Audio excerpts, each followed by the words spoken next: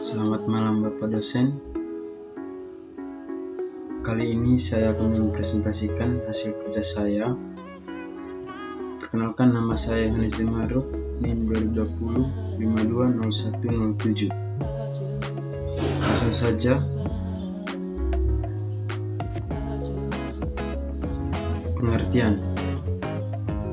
Pengadaan barang atau jasa adalah kegiatan pengadaan barang atau jasa oleh kementerian atau lembaga atau perangkat daerah yang dibiayai oleh APBN atau APBD yang prosesnya sejak identifikasi kebutuhan sampai dengan serah terima hasil pekerjaan. LKPP atau Lembaga Kebijakan Pengadaan Barang atau Jasa Pemerintah yang selanjutnya adalah lembaga pemerintah yang bertugas mengembangkan dan merumuskan kebijakan pengadaan barang jasa pemerintah. Pengguna anggaran yang selanjutnya disingkat PA adalah pejabat pemegang kewenangan penggunaan anggaran Kementerian Negara atau lembaga atau perangkat daerah. Unit kerja pengadaan barang atau jasa disingkat UKPBJ adalah unit kerja di kementerian atau lembaga pemerintah daerah yang menjadi pusat keunggulan pengadaan barang jasa. Kelompok kerja pemilihan yang selanjutnya disebut Pokja. Pokja pemilihan adalah sumber daya manusia yang ditetapkan oleh pimpinan UKPBJ untuk mengelola pemilihan penyedia. Pejabat pengadaan adalah pejabat administrasi atau pejabat fungsional atau personel yang bertugas melaksanakan pengadaan langsung, penunjukan langsung, dan e-processing.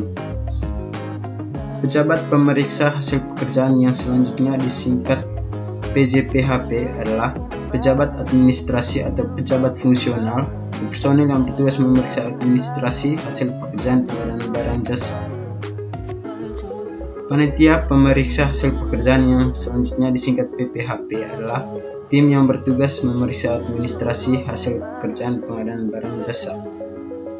Agen pengadaan adalah UKPBJ atau pelaku usaha yang melaksanakan sebagian atau seluruh pekerjaan pengadaan barang jasa yang diberi kepercayaan oleh kementerian atau lembaga atau perangkat desa sebagai pihak pemberi pekerjaan. Berikut tujuan.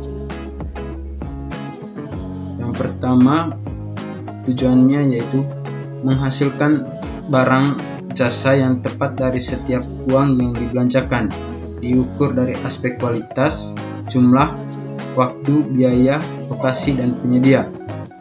Meningkatkan penggunaan produk dalam negeri, meningkatkan peran serta usaha mikro, usaha kecil, dan usaha menengah, meningkatkan peran pelaku usaha nasional, mendukung pelaksanaan penelitian dan pemanfaatan barang atau jasa hasil penelitian, meningkatkan keikutsertaan industri kreatif, mendorong pemerataan ekonomi, mendorong pengadaan berkelanjutan. Prinsip pengadaan barang atau jasa: yang pertama efisien, yang kedua efektif, yang ketiga transparan, yang keempat terbuka, yang kelima bersaing, yang keenam adil, yang ketujuh akuntabel. Peraturan Presiden Nomor 16 Tahun 2018 tentang pengadaan barang atau jasa pemerintah. Pengadaan barang atau jasa pemerintah mempunyai peran penting dalam pelaksanaan pembangunan nasional untuk meningkatkan pelayanan publik dan pengembangan perekonomian nasional dan daerah. Perlu peraturan yang memberikan pemenuhan nilai manfaat yang sebesar-besarnya dan kontribusi dalam peningkatan penggunaan produk dalam negeri, peningkatan peran usaha mikro, usaha kecil, dan usaha menengah, serta pembangunan berkelanjutan. Arahan Presiden untuk melakukan deregulasi dan percepatan pembangunan dalam rangka memaksimalkan penyerapan anggaran yang salah satunya terkait peraturan pengadaan barang jasa pemerintah.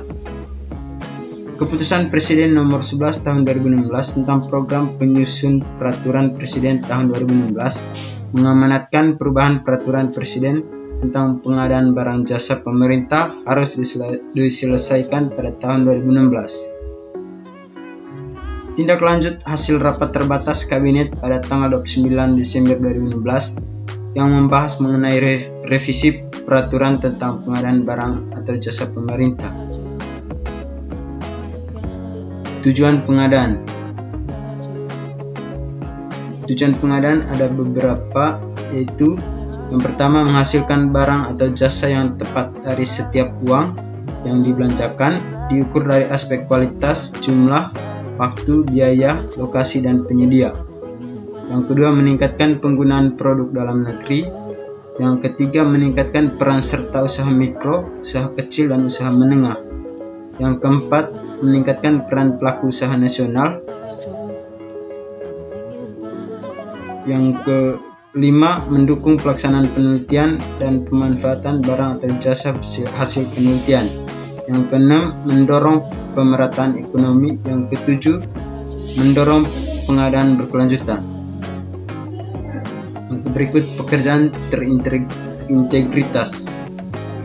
Pekerjaan terintegritas mencakup seluruh jenis pengadaan. Yang pertama, pekerjaan desain dan build, pekerjaan IT solution. Yang ketiga, pekerjaan EPC.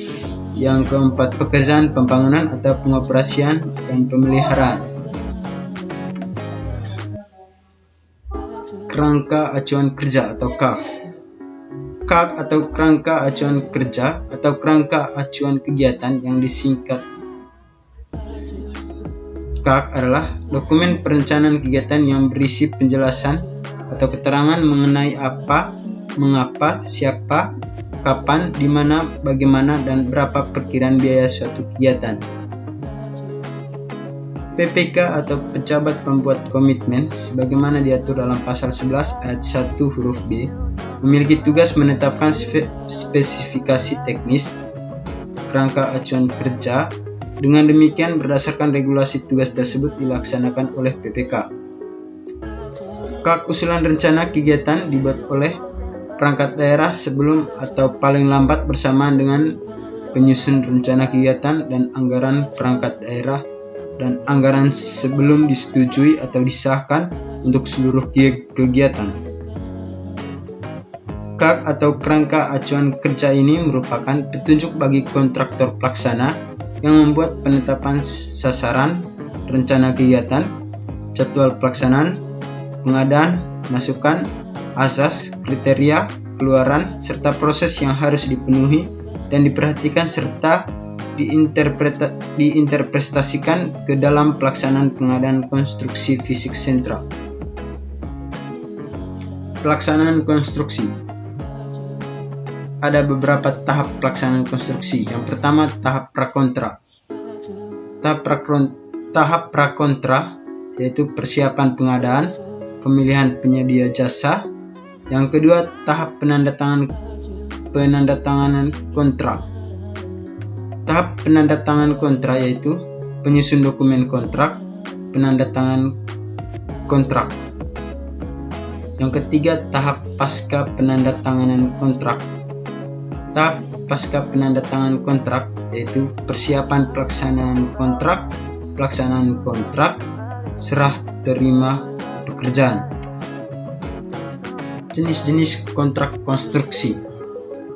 Yang pertama, membangun kontrak. Jenis kontrak yang tinggal menerapkan atau mengimplementasikan rencana atau desain proyek yang sudah ada. Penyedia jasa hanya melaksanakan atau membangun fisiknya saja. Yang kedua, kontrak harga tetap.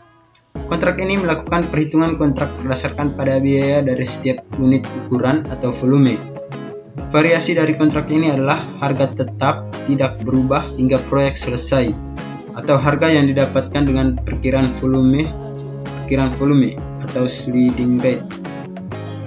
Yang ketiga, kontrak lump sum. Kontrak dengan ruang lingkup pekerjaan dan jumlah harga yang pasti dan tetap dalam batas waktu tertentu. Yang keempat, kontrak harga satuan. Kontrak pengadaan barang atau pekerjaan konstruksi atau jasa lainnya dengan harga satuan yang tetap untuk setiap satuan untuk unsur pekerjaan dengan spesifikasi teknis tertentu atas penyelesaian seluruh pekerjaan dalam batas waktu yang telah ditetapkan. Yang berikut kontrak biaya utama atau dapat diganti. Suatu kontrak yang penyedia jasanya melaksanakan pekerjaan konstruksi dengan biaya sendiri, lalu pengajuan biaya dari penyedia jasa akan dibayar oleh pengguna jasa ditambah dengan sejumlah biaya sebagai keuntungan perusahaan atau profit. Yang berikut pemilihan penyedia jasa. Pemilihan penyedia jasa ada 3, yaitu rencana mengikat dengan kontrak, penetapan pemenang lelang, seleksi penyedia barang dan jasa. Yang pertama, penyedia mengikat dengan kontrak, yaitu input masukan untuk rencana mengikat dengan kontrak, penggunaan teknik dan cara untuk rencana mengikat dengan kontrak, output atau keluaran dari rencana mengikat dengan kontrak. Yang kedua, penetapan pemenang lelang. Masukan untuk permintaan, penawaran penyedia barang dan jasa, penggunaan teknik dan cara untuk permintaan, penawaran penyedia barang dan jasa, keluaran dari permintaan, penawaran penyedia barang dan jasa. Yang berikut seleksi penyedia barang dan jasa. Input atau masukan untuk seleksi penyedia barang dan jasa, penggunaan teknik dan cara untuk seleksi penyedia barang dan jasa, output atau keluaran dari pemilihan atau seleksi penyedia barang dan jasa. Sekian dari presentasi saya. Semoga dapat bermanfaat bagi kita semua dan teman-teman.